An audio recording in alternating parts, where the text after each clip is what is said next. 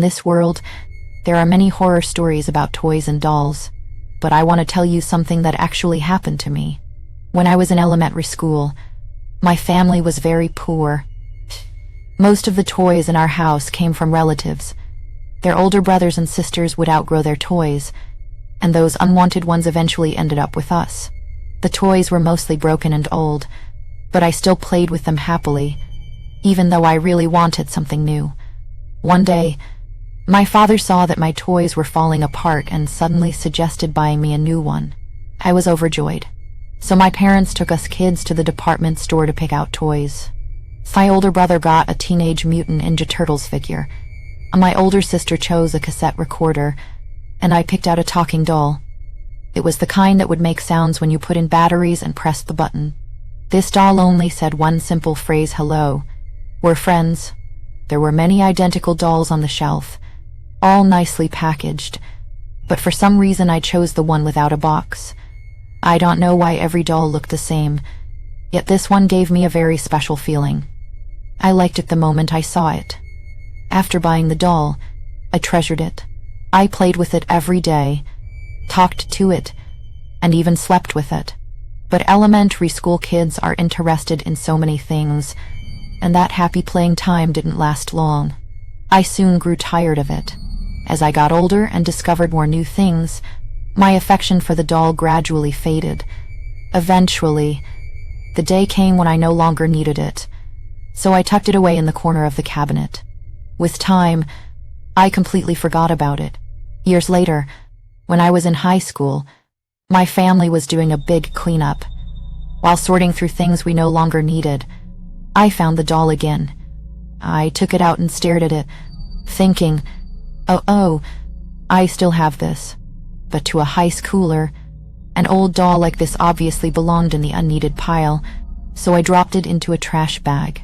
When I finished sorting everything and was about to tie up the bag, I heard the doll's voice coming from inside. "Hello, we're friends."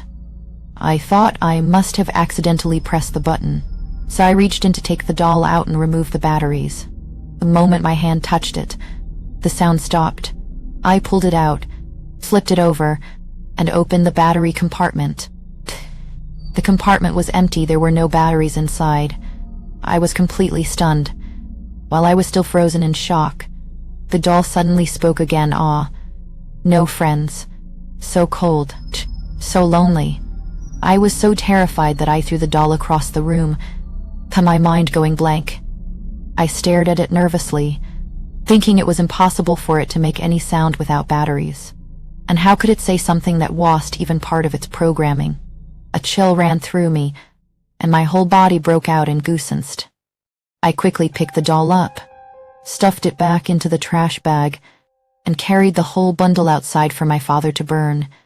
The doll turned into black ashes in the fire. At the time, I was terrified and found the whole thing unbelievable. But now, thinking back, maybe that doll really did have a soul. And maybe I should change my habit of always growing tired of things once they're no longer new. That was something that truly frightened me. Because of that incident, I also discovered my girlfriend's secret. And she discovered a secret of mine that I absolutely never wanted her to know. At some point, our cohabitation had become so ordinary that I started feeling bored. My girlfriend is a wonderful person, but living with her always seemed to lack excitement. So one day during my lunch break at work, I sat alone on the plaza outside the office building, eating a rice ball, and downloaded a dating app. I never expected that one decision would pull me in so deeply. Before long, I was completely hooked. Among the people I chatted with, there was one woman I had a lot in common with. From our conversations, I could tell she was a genuinely good person who always understood what I was thinking. She was considerate and empathetic. I felt like she was the one destined for me. We got along perfectly. We had been chatting for nearly half a year. Every day I would message her whenever I was out or when my girlfriend wasned around. For some reason, I kept falling deeper and deeper. I even reached the point where I wanted to meet her in person. I sometimes fantasized that if she were my girlfriend instead, living with her would probably be very happy. Then one day, I discovered something shocking. That afternoon, While my girlfriend was in the shower, I sent the woman a message, but she didn't reply. Normally she would respond quickly, but today there was nothing. After sending several messages in a row, I suddenly noticed something strange. Every time I sent a message, my girlfriend's phone on the table in the room would vibrate at the exact same time. At first I thought it was a coincidence, so I walked over to her phone and sent another message. "What kind of man do you dislike?" The moment it went through, her phone lit up with a new notification. The message read, "What kind of man do you dislike?" and the sender's name displayed was Cheating Bastard. I was stunned. How could this be possible? The woman I had been chatting with for half a year, the one I thought understood me so well, turned out to be none other than my own girlfriend. I felt a chill of terror realizing my girlfriend had been silently chatting with me like this for half a year. In those messages, I had said so many arrogant things and even lied about having broken up with my girlfriend. Worse, I had sent her flirtatious messages and talked about explicit, sexual things. Just as I was still reeling, unable to accept what I had discovered, I heard the shower stop. I quickly turned off my phone, jumped into bed, and pretended to be asleep. I listened as my girlfriend's footsteps moved from the bathroom back to the room. I could feel her eyes on me, and my heart pounded with nerves. Then her footsteps shifted toward her phone. I heard her pick it up, apparently to send a message. After setting it down, she went to blow Mina, dry her hair. When she finished, she lay down beside me and fell asleep. That night, the secret I had uncovered kept me wide awake. On one hand, guilt gnawed at me for my emotional cheating. On the other, Schweifman's behavior left me terrified and deeply shaken. Thinking back, she had been the one to start the chat. My profile picture was clearly a photo of myself, while hers deliberately showed only her lips and cleavage. I had no idea why she would do something like this, and I was afraid she might do something dangerous out of resentment toward me. I lay there in bed, my mind in complete chaos. When morning finally came, I got ready as fast as I could and fled the house. On the crowded train, I turned on my phone. The moment it powered up, a notification from the dating app popped up. I opened it, and sure enough, it was my girlfriend replying through that account. The message read, "I hate cheating men the most. I wished all cheating men would just die. If my boyfriend ever cheated on me, I'd definitely want to kill him." Reading that sent goosebumps racing across my skin, and a cold, unpleasant sweat trickled down from the crown of my head. I wondered whether I should even go back to that house after work tonight. My father used to serve in the Maritime Force and had been stationed on several escort destroyers. The story he once told me took place about 30 or 40 years ago. He said that life aboard those ships was like living inside a moving haunted house. Every vessel had its own legends and eerie tales. My father had witnessed quite a few strange things himself. One summer night, he was reassigned to a new escort destroyer. On his very first day, he was sent straight out to sea. He stayed at his post until late into the night, and when his shift finally ended, he handed over duty to the next sailor. Alone and drained, he walked down the narrow corridor, already dreading how exhausting the coming days would be. With so much work waiting for him tomorrow, all he wanted was to reach his bunk, crawl under the covers, and sleep. Under the dim red nighttime lighting, he spotted a ladder-like passageway. At the bottom, a sailor walked past from right to left. My father was so tired that he barely registered the sailor. He descended the passageway, turned right, and finally reached his bunk. Before climbing in, he casually drew the curtain beside the bed, slipped under the blanket, and closed his eyes, ready to drift off. Suddenly, a strange thought struck him. The sailor he had just seen. The sailor in the hallway seemed a bit out of place. What was wrong? The color of that sailor's uniform seemed wrong. Why was his uniform white? The Maritime Force had changed its uniforms from white to blue long ago. No one should have been wearing white anymore. My father was puzzled, wondering if his eyes were playing tricks on him or if he was overthinking it. Just as he tried to push the thought aside and fall asleep, my father inadvertently glanced toward the curtain near his feet. That was when he saw something he should never have seen.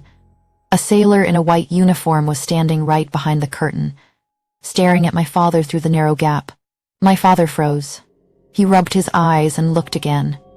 The figure was still there, watching him with an intense, unblinking gaze. Now he could see the sailor even more clearly. At first he thought the red nighttime lighting was casting a crimson tint over the sailor's face, but that wasn't it at all. The sailor's face was covered in fresh, glistening blood. My father held his breath and locked eyes with him. Suddenly the white-clad sailor roared, "What are you doing, kid? That's my bed." Terrified by the shout, my father screamed and bolted from the bunk without a second thought. He ran straight to the squad leader and reported what had happened. The squad leader simply told him to sleep there for one night and promised to help him change beds the next day. With no other choice, my father steeled himself and returned to the bunk. Later, he mentioned the encounter to a few shipmates. Everyone said they had already grown used to it. Many people had run into the same thing. Newcomers who had just boarded the ship were almost guaranteed to be scared by that guy at least once, because the newcomer's bed was always in that exact spot. As for why there was a white-clad sailor on the ship, my father said that the escort destroyer had collided with a cargo ship, and 5 people were crushed to death in their sleep. The spot where my father was sleeping at the time belonged to one of them. This happened 30 years ago when I was traveling alone, and I encountered something I still cannot understand to this day. The story goes like this: for that trip, I planned to spend a week traveling around Kyushu. The itinerary was to spend the first 2 days climbing a certain mountain, and then go soak in some old hot springs, stroll through old streets, and see some ancient castles. That day, I got off the train and transferred to a bus to head up the mountain. When I arrived at the bus stop to get off, it was 3 o'clock. Although it was the afternoon, the sky felt a bit dim. I started walking from the bus stop up the mountain. My plan was to stay at an inn on the mountain, then explore the mountain a bit the next day before heading down, so I walked up the mountain along the road. After walking for over an hour, I took a short break and met an old woman who was planting vegetables.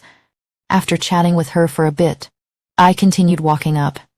Before I left, the old woman reminded me to stay safe and be careful not to get lost. I thought to myself, how could I possibly get lost walking along the road? But I didn't pay it much mind and just kept going up. About an hour or so later, the sun went down and the surroundings went dark. Although walking in the dark didn't feel scary, I felt a sense of loneliness.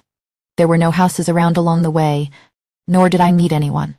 Back then, there were no smartphones like there are now, so I didn't even know if I was walking in the right direction. I walked for another 30 minutes and still hadn't seen a single house. I started to feel a bit nervous, using my flashlight to check the road as I continued walking. After a while, I came across a little girl wearing a kimono. The little girl had a strange leaf resting on her head, looking weirdly cute, and she came jogging toward me. I greeted her and asked if there was an inn up ahead. She told me there was, and that there were a lot of people soaking in the hot springs inside right now.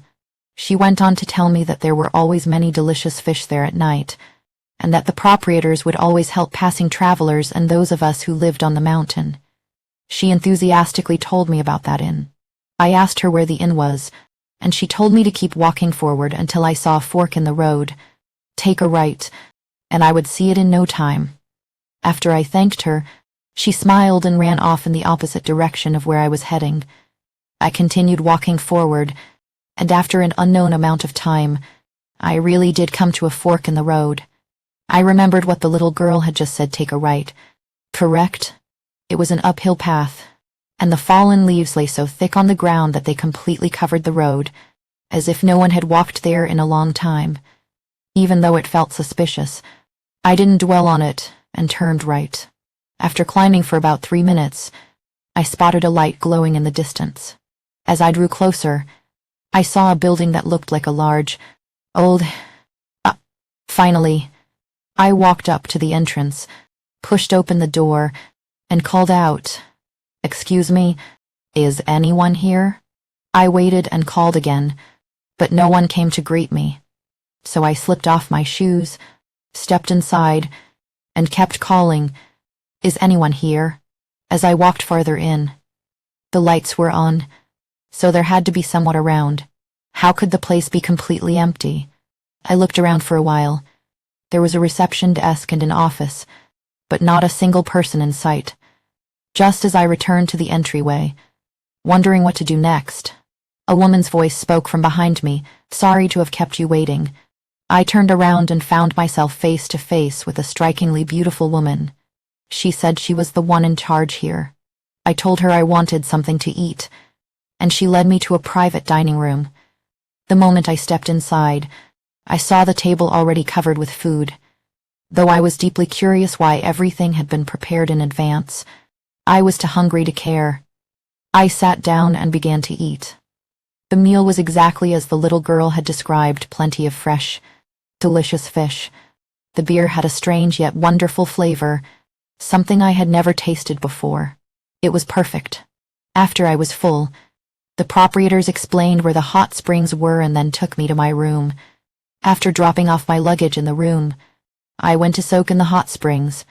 When I entered the hot spring bathing area, I saw a few children inside soaking in the water and playing. They looked very happy. After I finished soaking, I went back to my room to rest. Because I was truly too tired, I fell asleep not long after lying down. I don't know how long I slept, but I suddenly felt very cold. Then, a biting cold wind blew onto my face and across my entire body. I abruptly opened my eyes. As it turned out, upon opening my eyes, I found that I was surprisingly lying in the middle of a clearing in the mountains, with a pile of old leaves covering my body. I was startled and sat up. I picked up my flashlight and shined it around to inspect my surroundings. Suddenly, I saw a fox quietly sitting in front of a patch of grass not too far from me, watching me. Beside it, there were a few small wild boars playing. After making eye contact with the fox for a few seconds, it turned and ran into the grass, and those small wild boars followed it in, disappearing into the bushes. I found it unbelievable. I thought to myself, was the inn from just now a hallucination? I hurriedly put on my backpack and left that place. After returning to the fork in the road, I had no other choice but to continue walking to the left. After walking for about 5 minutes, I finally saw the real inn. Upon entering the inn, the innkeeper told me that he had just been worrying about why I hadn't arrived yet, thinking I might have encountered some trouble on the road. Then he asked if I wanted to eat dinner. I felt completely bloated and couldn't eat anything. The innkeeper then took me directly to my room. As soon as I stepped inside, I collapsed onto the bed.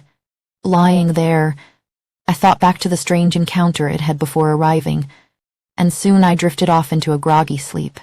When I woke up the next morning and opened my eyes, a burr rose from my stomach and escaped.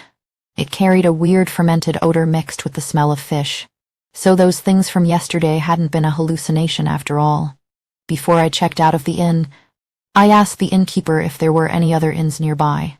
The innkeeper shook his head and said, No, we're the only one around here. But I often meet guests who claim they've seen and even stayed at another inn. Isn't that strange? Hearing the innkeeper's words put me strangely at ease. At least I was the only person who had stayed at that other inn, eaten that fish, and drunk that beer. Even though I still had no idea what I had really encountered, or what the story was with that fox and those little wild boars. Still, if I ever get the chance, I'd really like to stay there one more time just to see that beautiful woman again and taste that incredible food.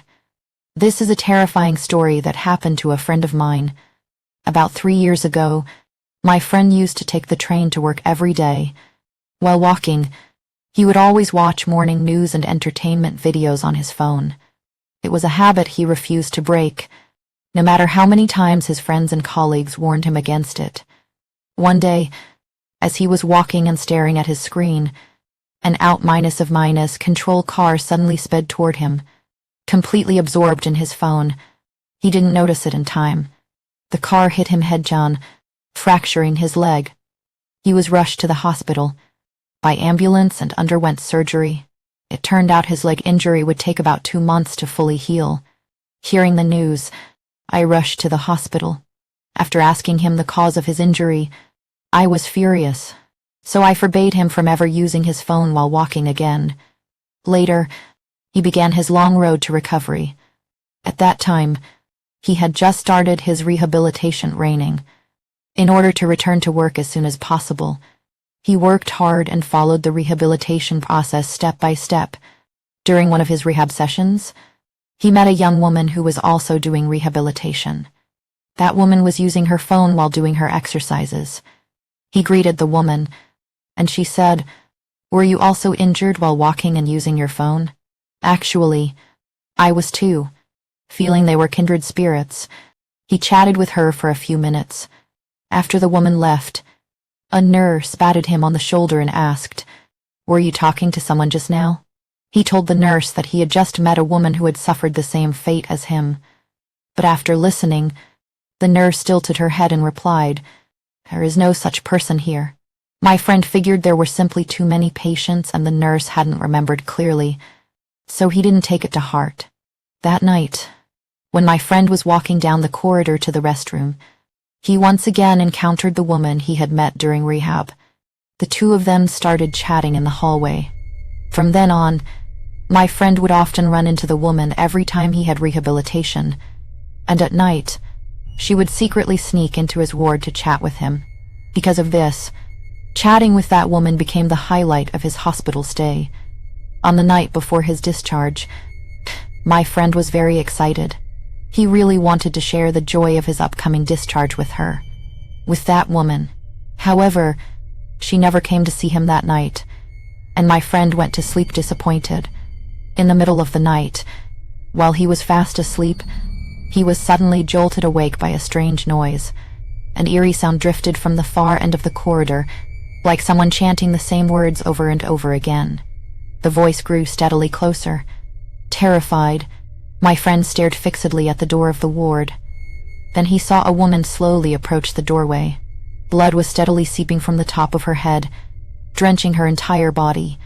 She stood there clutching a cell phone in one hand, muttering incessantly.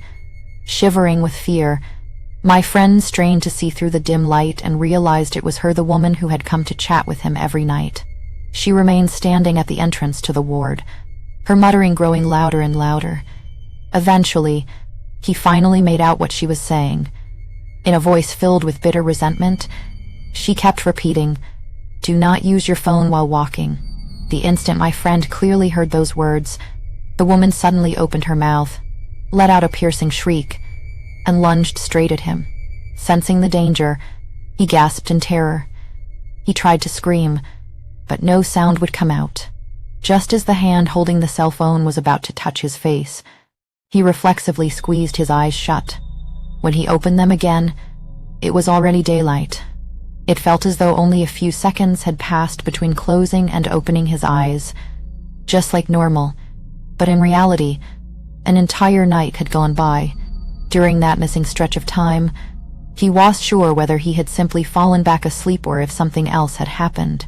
He had also suspected it might have just been a nightmare, but he told me he was certain it was a dream, because on the day of his discharge, as he was leaving the hospital, he came across an ambulance dropping off a car accident victim at the hospital.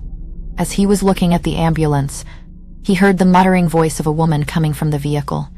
That voice made my friend tremble uncontrollably, and as the stretcher was pulled from the vehicle, he saw a woman kneeling on top of the patient on the stretcher.